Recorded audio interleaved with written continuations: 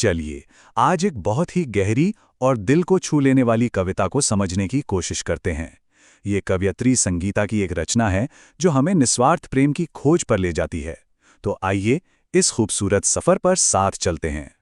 ये एक ऐसा सवाल है जो हम सबके मन में कभी ना कभी तो जरूर उठता है। क्या वाकई में कोई ऐसा प्रेम है जिसमें अपना कोई स्वार्थ ना हो?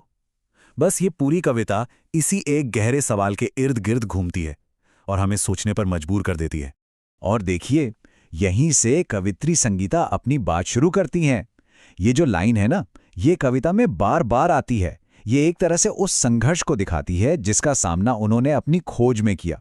मतलब एक तरह का ऐलान है कि दुनिया के रिश्तों में उन्हें वो नहीं मिला जिसकी उन्हें तलाश थी।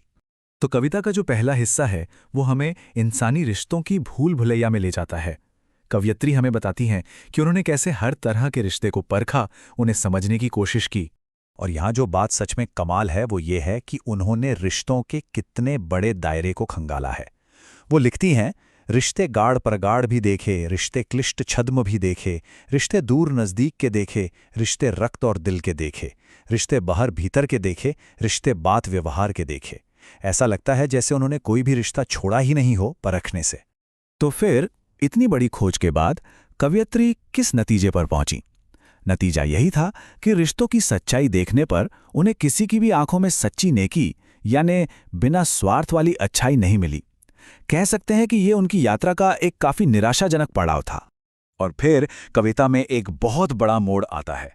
जब दुनिया के रिश्तों से निराशा मिलती है तो कवयित्री का ध्यान एक बिल्कुल अलग, एक दिव्य रिश्ते की ओर जाता है। यहां से उनकी खोज का एक नया अध्याय शुरू होता है। ये जो पंक्ति है ना, ये बहुत शक्तिशाली है। ये सिर्फ एक रिश्ता खोजने के बारे में नहीं है, बल्कि ये इस बात का एहसास है कि उन्हें परमात्मा ने चुना है। मतलब ये कोई एक तरफा खोज नहीं थी, ये तो एक दिव्य कृपा थी जिसका उन्होंने अनुभव किया। इस दिव्य रिश्ते में उन्हें वो सारे गुण मिल गए जो दुनियावी रिश्तों में गायब थे। कविता कहती है, ज्ञान प्रकाश फैलाना देखा, सिर पर निस्वार्थ हाथ को देखा, अश्रु में स्व अश्रु बहाना देखा, हर पल साथ निभाना देखा। यहाँ हर एक लाइन सच्चे और निस्वार्थ प्रेम का सबूत दे रही है। और यहाँ दोनों के बीच का फर्क बिल्कुल साफ हो जाता है। एक तरफ है सांसारिक रिश्ते जिनकी गहराई में भी कहीं ना कहीं स्वार्थ छिपा है, और दूसरी तरफ है शिव से रिश्ता जिसमें सिर्फ निस्वार्थ प्रेम और ज्ञान का प्रकाश है। जहां दुनिया का साथ कुछ पलों का होता है, वहीं परमात्मा का साथ हमेशा का। तो अब हम कविता के बिल्कुल सार पर आते हैं, उसके निचोड़ पर, जहां आखिरी पंक्तियां कविता का परम संदेश देती हैं और यहीं पर कवयित्री की खोज खत्म होती है। तो पूरी बात का मतलब ये है कि कवयित्री को सच्चा निस्वार्थ प्रेम और नेकी सिर्फ और सिर्फ इसी एक दिव्य संबंध में मिली। वो कहती हैं, यहीं केवल सच्चाई देखी, निस्वार्थ प्रेम और नेकी देखी। उनकी जो इतनी लंबी और थका देने वाली खोज थी, वो आखिरकार अपने सही मुकाम पर पहुंच ही गई।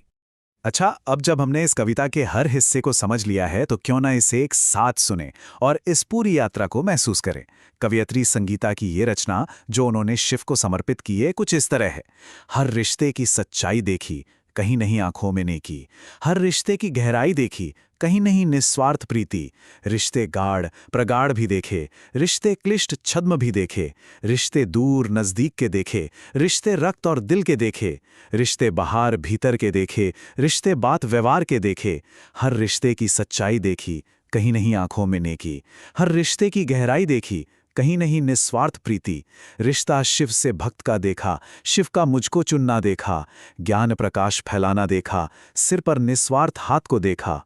अश्रु में स्व अश्रु बहाना देखा, हर पल साथ निभाना देखा। यहीं केवल सच्चाई देखी, निस्वार्थ प्रेम और नेकी देखी। यहीं केवल सच्चाई देखी, निस्वार्थ प्रेम और नेकी देखी। और आखिर में ये कविता हमें एक गहरी सोच के साथ छोड़ जाती है।